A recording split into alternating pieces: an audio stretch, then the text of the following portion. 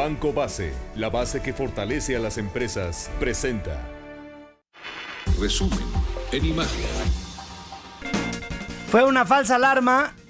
Es el anuncio que de manera escueta y muy limitada da Petróleos Mexicanos solamente a través de su cuenta de Twitter, luego de haber activado a las 8:30 de la noche de ayer un protocolo de seguridad por una amenaza, me imagino que no habrá sido una amenaza de gas metano, ¿no?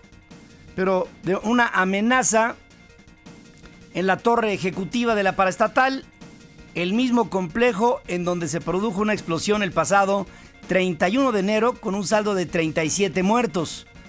Ante esta amenaza, aplicamos protocolo de seguridad en la torre ejecutiva Pemex de la Ciudad de México. Fue el anuncio de la paraestatal sin precisar hasta ahora la naturaleza de la advertencia o la vía por la cual se recibió. Absoluto hermetismo. Es más, no hubo un comunicado. Lo único que supimos o por lo único que nos enteramos de la amenaza fue por el Twitter y se acabó. No hubo más. Fue escueto, se le aplicó un torniquete a este comunicado, no hubo más. Elementos de diversas corporaciones locales y federales acudieron al lugar mientras se procedía al desalojo de unos 50 empleados que estaban ahí. Aún estaban en el edificio donde habitualmente hay unas 3,000 personas, pero a esa hora ya prácticamente ya no hay gente. Tras una revisión, le llamaron integral del complejo, se determinó que se había tratado de una falsa alarma. Ya que estamos hablando de Pemex, en otro contexto, dice el presidente nacional del PRD, Jesús Zambrano, que en el Pacto por México, él es parte de la mesa, no hay estos acuerdos que anuncia el presidente Peña Nieto para darle entrada al capital privado a la paraestatal, luego de que Peña Nieto anunciara en Londres, tanto por conferencia ante los medios allá como en entrevistas específicas, siempre nos enteramos por fuera, siempre es en otros lados, que en breve estará lista una iniciativa de reforma energética que contenga esto. El presidente del PRD exigió al gobierno aclarar los señalamientos sobre la participación de la iniciativa privada en el sector y advierte que no permitirán cambios que pongan en riesgo a la propiedad de la riqueza del subsuelo mexicano. El PRD no va a dejar pasar un saqueo de la riqueza nacional para entregársela a manos extranjeras. De eso es de lo que estoy seguro. ¿Se van a ir con López Obrador, que vuelve a ser manifestó en contra y va a ser su bandera para eso? Pues cada quien ha dicho a su manera lo que piensa. Si es necesario sumar fuerzas, lo haremos en su momento. ¿Hay esa posibilidad real? Una lógica de respeto mutuo, si es necesario, lo haremos con él y con mucha gente que está más allá de López Obrador también. De mucha gente que no quiere de ninguna manera la privatización de Pemex. Dice que no permitirán el saqueo. No lo permitirán, ya lo permiten, porque el saqueo en Pemex tal vez no sea al capital privado, que sí lo es, pero Petróleos Mexicanos es una empresa que es objeto del deseo y también del saqueo. En conferencia de prensa, luego de su participación en la cumbre del G8 en Irlanda del Norte, el presidente matizó y dijo que será el Pacto por México el escenario en donde se defina por consenso si la reforma en materia petrolera será de alcance constitucional o solamente en leyes secundarias. Fíjense, el presidente primero anuncia el asunto y después dice que se va a llevar a un consenso. ¿Para qué dan información prematura sobre algo en donde no hay un arreglo? ¿Para qué encendió la hoguera el presidente? No le entiendo. Pero a veces parece que cuando un presidente se va de México, se va a Marte y que entonces allá no se enteran aquí en México de lo que se dice allá. Pero en fin, matizaba. Todos los partidos políticos y el gobierno de la República coincidimos en temas fundamentales. Primero, que el Estado debe mantener la propiedad de los hidrocarburos, la rectoría de esta empresa que es de todos los mexicanos y que debemos explorar los mecanismos que hagan posible ampliar la capacidad productiva de Pemex a través de la participación del sector privado. Es un tema que de manera reiterada he señalado ante los distintos medios. Pero ya por lo pronto agitó el avispero. Peña Nieto anunció, no tengo reacción del PAN en lo que sería la mesa. Ya entiendo cuál sería la reacción del PRI, pero no entiendo y no sé y no veo la reacción del PAN. Peña Nieto anunció que nuestro país se adhirió a 4 de los 10 puntos sobre la declaración conjunta de la cumbre del G8, entre los que destaca el compromiso de las autoridades fiscales en todo el mundo para compartir información y evitar con esto la evasión y la elusión. Y eso para empresas, ojalá y también fuera para políticos rateros que se llevan el dinero a Francia. Por otro lado, el presidente de México pidió dar un tiempo razonable para hacer una evaluación de la estrategia anticrimen de su gobierno, pues en los primeros meses las cifras en torno a la disminución de la violencia son alentadoras, aunque no contundentes, admite. No por ello estamos echando campanas al vuelo, ni pueden ser en tono triunfalista, pero que habrá que dar un tiempo razonable para tener una verdadera evaluación y revisión de los resultados que esta política que estamos siguiendo muestre, pero con un énfasis especial que es en la reducción de la violencia. No hagamos en la aplicación de la estrategia o no generemos con la aplicación de la estrategia mayor violencia. Descubren otro desfalco en las arcas del estado de Tabasco, otro más con el químicamente puro Andrés Granier.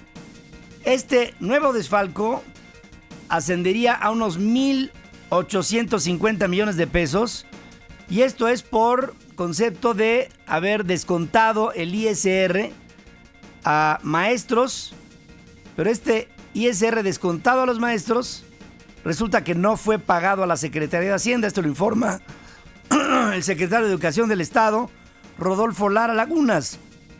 Tampoco se paga, y esto es cárcel, el quitarle el ISR a un trabajador y no pagarlo es cárcel. Tampoco se pagó un seguro de gastos médicos que de igual forma se les descontó por nómina. Entonces salieron afectados ahí los trabajadores. Obviamente tenemos que pagarlo nosotros. ¿De cuánto estamos hablando? Se calcula en 1,850 millones de pesos. Esa información se da a la Contraloría y ya la Contraloría pues sabrá qué es lo que tiene que hacer y ya lo está haciendo. La prueba está que están siendo citados los funcionarios que están metidos. Ante esta situación del latrocinio, han sido llamadas a declarar en los próximos días las profesoras Beatriz Luque Green y Deyanira Camacho Javier. Ellas fueron las dos secretarias de Educación Pública en el gobierno de Andrés Granier y son presuntas involucradas con delitos de peculado y de lavado de dinero. Con razón le dio el entuerto a Andrés Granier, no ha de haber dicho que a Tabasco ni más. Aquí nada más en la Ciudad de México que me protegen, pero allá no. Por otro lado, el juzgado segundo de lo penal aplicó una multa de 600 pesos a la actual contralora del gobierno estatal, Marta Patricia Jiménez, por no haberse presentado al citatorio para un careo con el exdirector de contabilidad gubernamental, Leoncio Lorenzo Gómez, preso desde marzo por robo de vehículo y documentos oficiales en el ejercicio contable 2008-2013. En Aguascalientes, el procurador del estado Felipe Muñoz Vázquez informó que la dependencia coadyuva en una investigación de la PGR en contra del hijo del exgobernador Reynoso Femat por lavado de dinero. Por lavado de dinero estamos investigando. Nosotros estamos integrando algunas otras averiguaciones previas en contra del señor Luis Armando Reynoso. La suspensión, hasta donde yo tengo entendido, sigue vigente, pero ahí ha interpuesto algunos recursos a los cuales me pareciera que el juez del distrito ahí lo ha apoyado. La bancada del PAN en el Senado se mantiene sumida en una crisis de disputas, de falta de coordinación, de presuntas celadas. Fíjese, el nuevo coordinador del grupo parlamentario ante el Senado, José Luis Preciado, es un senador por mayoría, destituyó al vicecoordinador administrativo Jorge Luis Lavalle, también senador por mayoría, quien denunció la entrega de 430,000 pesos a cada uno de los 38 senadores del PAN sin conocer el concepto por el que se distribuyó ese dinero y atribuyó la autorización al nuevo, o sea, Preciado, al nuevo jefe de la bancada. Y entonces Lavalle, destituido, dice: yo no autoricé que se transfirieran esos recursos a los senadores. Sí les digo que fueron transferidos y pues eso habría que preguntárselo al coordinador Preciado, porque eso fue algo que hizo él directamente. Él directamente. Sin embargo, el senador Preciado dijo desconocer el asunto y posteriormente aseguró que esos recursos los autorizó Cordero. Y fue un error administrativo el haberlos entregado, por lo que entonces destituyó a el senador Jorge Luis Lavalle. Y con ello una vendetta y otra vendetta. Habla Preciado. Bueno, él era el vicecoordinador administrativo y precisamente al siguiente día que envié esa carta, pues lo tuve que cambiar, pues, para que no siguieran con ese tipo de prácticas. ¿Ese fue el motivo? Lo que yo dije, bueno, es que hicieron un movimiento sin mi autorización y eso los llevó a que los quitara del cargo. Pues claro, y si no se hubieran enterado de los 430,000 pesos a nivel público para cada senador entregados en el PAN, no estaría el señor Preciado aclarando tanto. Entre otras cosas, ¿saben el primero lo que dijo? Que él va a regresar la lana, la que le tocó a él. Pues a ver quién agarra ese clavo caliente. La Suprema Corte de Justicia de la Nación rechaza hacer públicas las declaraciones patrimoniales de funcionarios públicos, incluyendo la de los propios ministros y el presidente de la República y los legisladores. Pues no que la transparencia de la información y que quién sabe qué. Con 6 votos en contra, la Corte se pronunció justamente hacia este proyecto de sentencia elaborado por el ministro José Ramón Cosío, quien proponía declarar inconstitucional el tener que pedir consentimiento del funcionario para hacer pública su declaración patrimonial en la revisión de un amparo promovido por la organización Fundar, quien solicitó a la Auditoría Superior de la Federación la situación patrimonial de los 500 diputados de la pasada legislatura, que no veo por qué no, o a menos de que esto sea parte de su fuero. Los ministros determinaron mantener vigente el artículo 40 de la Ley Federal de Responsabilidades Administrativas de los Servidores Públicos, en el que se protegen los datos personales y también sensibles. El ministro presidente Juan Silva Mesa, a favor de hacer públicos estos datos, señaló que la protección de la privacidad de los datos de un servidor público debe de ceder racionalmente frente al interés público, en lo que coincidía el ministro Luis María Aguilar. Conocer la evolución del patrimonio de los servidores públicos y, en su caso, detectar posibles incrementos, aumentos sin causa justificada, con el fin de prevenir y combatir la corrupción. Por tanto, pienso, no puede limitarse de forma absoluta el acceso de los ciudadanos a esta información. Y si no puede limitarse en forma absoluta, ¿qué será en forma relativa? No entendí el término, pero ¿es sí o no? No me salgan aquí con formas absolutas. Por otro lado, el exministro presidente de la Suprema Corte, Genaro David Góngora Pimentel, apeló, ahora ya está alabando, ¿no?, la liberación de su expareja sentimental, Ana María Orozco, quien fue absuelta por el juez 69 penal por el delito de fraude genérico que promovió el exministro, por el que la mujer pasó 1 año en la cárcel. El recurso tiene la finalidad de que su expareja vuelva a prisión y repare el daño económico que pudiera haber causado al patrimonio de los hijos de ambos. Eres un poco hombre, es lo que eres, señor ministro. Qué ridiculez. A la vejez viruelas. Qué bárbaro. La primera comisión de la permanente aprobó un acuerdo en el que solicita a la Comisión de Derechos Humanos, y le digo poco hombre, ¿sabe por qué le digo? Porque nadie con un gramo de madre puede meter a la madre de sus hijos a la cárcel. Nada más por eso. La primera comisión de la permanente aprobó un acuerdo en el que solicita a la Comisión de Derechos Humanos del Distrito Federal revisar si hubo violación a los derechos en el proceso penal contra la expareja de Góngora Pimentel, producto de algún tráfico de influencias o conflicto de intereses del exministro, quien demandó a la mujer luego de que ésta obtuvo una sentencia por la que le quitaba 35% de sus ingresos para pensión alimentaria. Y esto, ahí sí, eso sí le calentó. Hay cosas que le calientan, pero eso le calentó más. El punto de acuerdo fue promovido por la senadora priista Diva Gastelum, senadora plurinominal. Familiares de los 12 desaparecidos en el Bar Haven de la Zona Rosa, hace ya 24 días, dieron un ultimátum al procurador capitalino Ríos para presentarle resultados de la investigación o dirigirán sus esfuerzos para que sea la PGR la que asuma la indagatoria.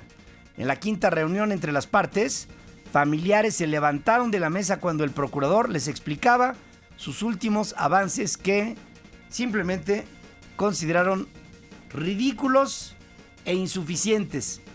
Por su lado, el jefe de gobierno capitalino, Miguel Ángel Mancera, reconoció que solo con resultados se podrá revertir la percepción sobre los recientes hechos de inseguridad en la ciudad, como el caso de los desaparecidos en este Bar Haven.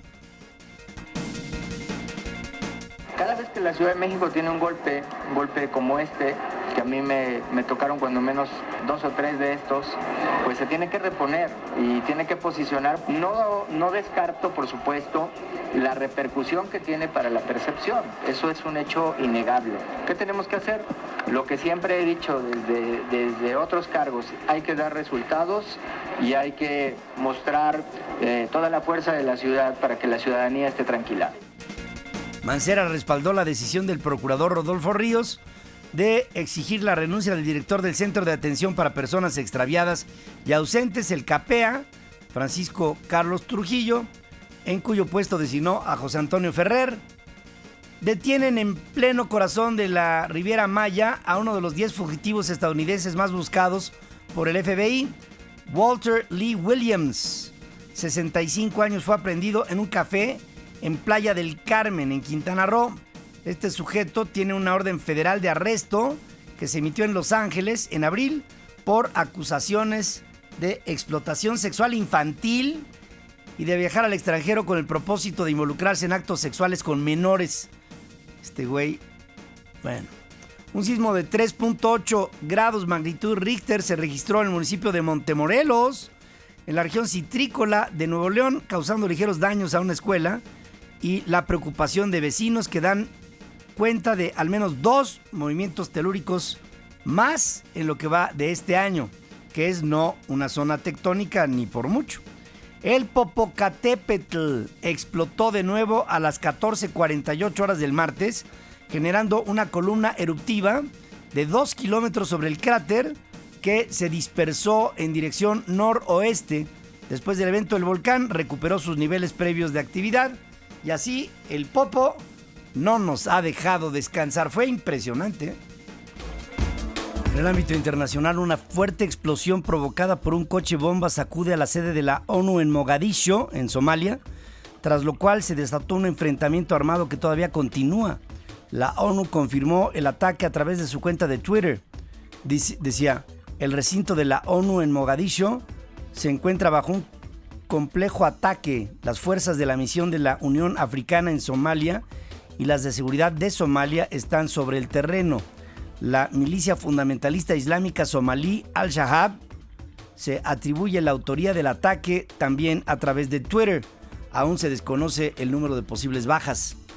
El gobierno del Brasil va a desplegar fuerzas especiales en 5 ciudades, sede de la Copa Confederaciones, para controlar las protestas que comenzaron la semana pasada en Sao Paulo en contra del aumento a las tarifas del transporte público y que se han extendido en todo el país con reivindicaciones cada vez más variadas y más fuertes. Los grupos de la policía de élite serán enviados a Río de Janeiro, Minas Gerais, Bahía, Ceará y a la capital Brasilia. La medida no se aplicará por ahora en el estado de Pernambuco, cuya capital Recife es la 6ª sede de la Copa Confederaciones, que concluirá hasta el 30 de junio, considerada como una prueba del Mundial del próximo año. El anuncio se produjo después de que la policía antidisturbios y cientos de manifestantes se enfrentaran en la 6ª jornada de movilizaciones en Sao Paulo, que derivó en el arresto de 47 personas. Se registraron destrozos, saqueos, incendios en el centro de la ciudad, luego de que por varias horas cientos de personas con el rostro cubierto atacaron la alcaldía y fueron desalojados con gases lacrimógenos y balas de goma.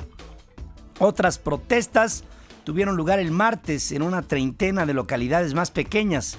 Para este miércoles están previstas movilizaciones en Fortaleza, en el estado de Ceará, donde la selección del Brasil se enfrentará a la de México.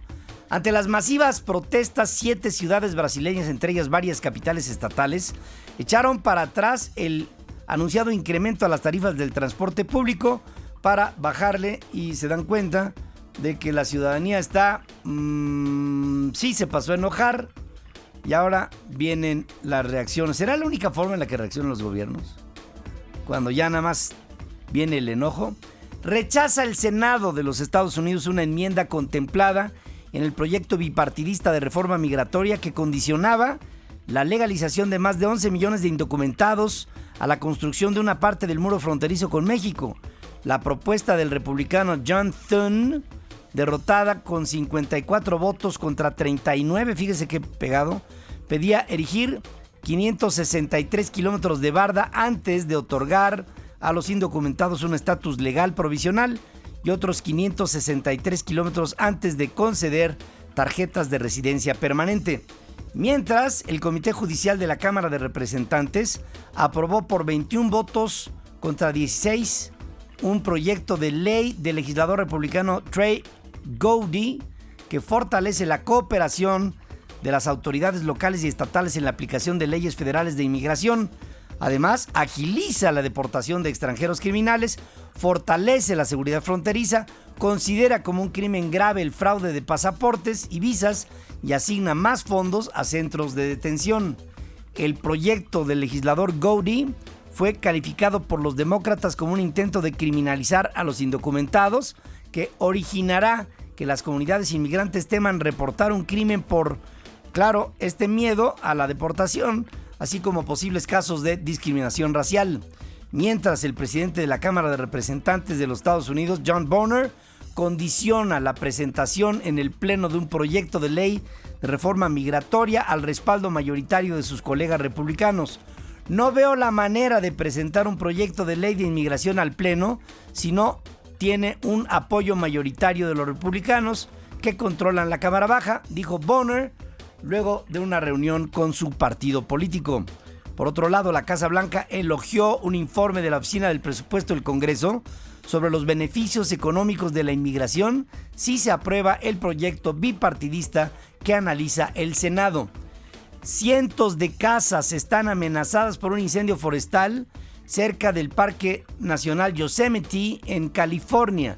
Residentes de más de 800 casas en Mid-Pines fueron evacuados ante los estragos del incendio que inició el domingo pasado y que ha destruido unas 800 hectáreas en el condado de Mariposa sin que se reporten pérdidas humanas.